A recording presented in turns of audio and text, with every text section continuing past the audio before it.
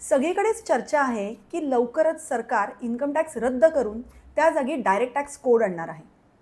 Yes, तुम्ही बरोबर ऐकलंय. लवकरच इन्कम टॅक्स जाऊन त्या जागी आता डायरेक्ट टॅक्स कोड येणार आहे. मग आता या इन्कम टॅक्स लॉमध्ये आणि येणाऱ्या डायरेक्ट टॅक्स कोडमध्ये काय पॉसिबल फरक आहेत हे मी तुम्हाला आजच्या व्हिडिओमध्ये सांगणार आहे. त्यामुळे हा व्हिडिओ शेवटपर्यंत नक्की बघा.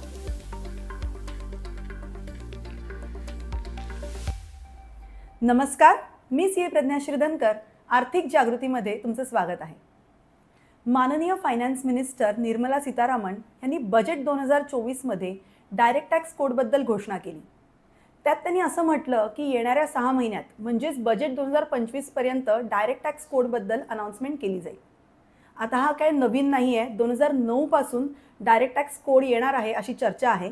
पण कदाचित किंवा प्रोबेबली बजेट 2025मध्ये डायरेक्ट टॅक्स कोडबद्दल अनाउन्समेंट केली जाईल. मग आता या एक्झिस्टिंग इन्कम टॅक्स लॉमध्ये आणि येणाऱ्या डायरेक्ट टॅक्स कोडमध्ये काय पॉसिबल फरक आहेत हे मी तुम्हाला आज सांगणार आहे. तर पहिला फरक आहे हायेस्ट टॅक्स रेट. आता एक्झिस्टिंग इन्कम टॅक्स लॉमध्ये सर्वात हायेस्ट टॅक्स रेट आहे 30%, म्हणजे सरचार्ज वगळून 30% हा हायेस्ट टॅक्स रेट आहे. पण येणाऱ्या डायरेक्ट टॅक्स कोडमध्ये हायेस्ट टॅक्स रेट असणार आहे 35%. आणि तो कोणाला लागू होईल? तर ज्यांचं इन्कम म्हणजे ॲन्युअल इन्कम 10 कोटीच्या वर आहे त्यांना हा हायेस्ट टॅक्स रेट लागू होणार आहे. त्यामुळे येणाऱ्या डायरेक्ट टॅक्स कोडमध्ये ज्याचं हायेस्ट इन्कम असेल त्याच्याकडनं जास्तीत जास्त कर आकारला जाईल. दुसरं आहे टॅक्स ऑडिट. आता इन्कम टॅक्समध्ये टॅक्स ऑडिट करण्याची परवानगी CAकडे आहे, म्हणजे चार्टर्ड अकाउंटंटकडे आहे. पण येणाऱ्या डायरेक्ट टॅक्स कोडमध्ये CA बरोबरच आता कंपनी सेक्रेटरी म्हणजेच CS आणि कॉस्ट अकाउंटंटसुद्धा टॅक्स ऑडिट करू शकता. तिसरं आहे residential status.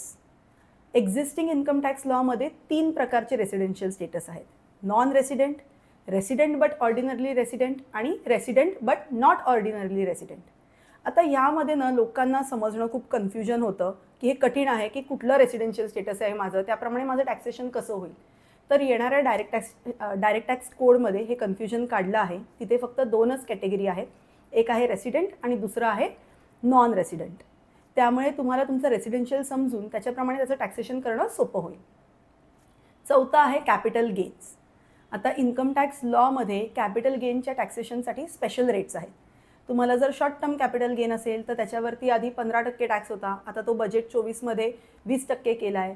Long term capital गेनवरती 10% tax होता, तो 12.5% केला आहे किंवा 20% टॅक्स रेट होता. पण डायरेक्ट टॅक्स कोडमध्ये हे सगळे स्पेशल टॅक्स रेट काढणार आहेत आणि तिथे तुमचं कॅपिटल गेनचं टॅक्सेशनसुद्धा स्लॅब रेटप्रमाणे होणार आहे. त्यामुळे प्रोबॅबली तुमच्या कॅपिटल गेन टॅक्सवरती म्हणजे कॅपिटल गेन्सवरती तुम्हाला जास्त टॅक्स भरावा लागेल. आणि शेवटचा फरक आहे की tax deductions. Existing income tax लॉमध्ये तुम्ही जर ओल्ड रिजिमखाली रिटर्न फाईल करत असाल तर तुम्हाला टॅक्स डिडक्शन्स मिळतात. म्हणजेच काय, तर तुम्ही लाईफ इन्शुरन्स पॉलिसीचा प्रीमियम भरता, हेल्थ इन्शुरन्स पॉलिसीचा प्रीमियम भरता किंवा सेव्हिंग्स बँकवरचा इंटरेस्ट असेल, FD इंटरेस्ट असेल, त्याचे तुम्हाला डिडक्शन्स मिळतात. आणि हे डिडक्शन्स क्लेम करून उरलेल्या इन्कमवरती तुम्हाला टॅक्स भरायचा असतो. पण प्रोबॅबली डायरेक्ट टॅक्स कोडमध्ये हे डिडक्शन्सची लिमिट कमी केली जाईल किंवा कदाचित यातले काही डिडक्शन्स काढलेसुद्धा जातील. म्हणजेच काय, तर तुम्हाला जास्त इन्कमवरती टॅक्स भरायचा आहे.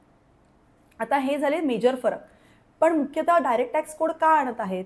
तर एक्झिस्टिंग इन्कम टॅक्स लॉ आहे ना, तो बऱ्याच वेळा अमेंड झालेला आहे, तो समजण्यासाठी बराच कॉम्प्लेक्स आहे आणि लोकांना त्याचं टॅक्सेशन करणं किंवा त्याप्रमाणे टॅक्सेशन करणं थोडं अवघड जातं.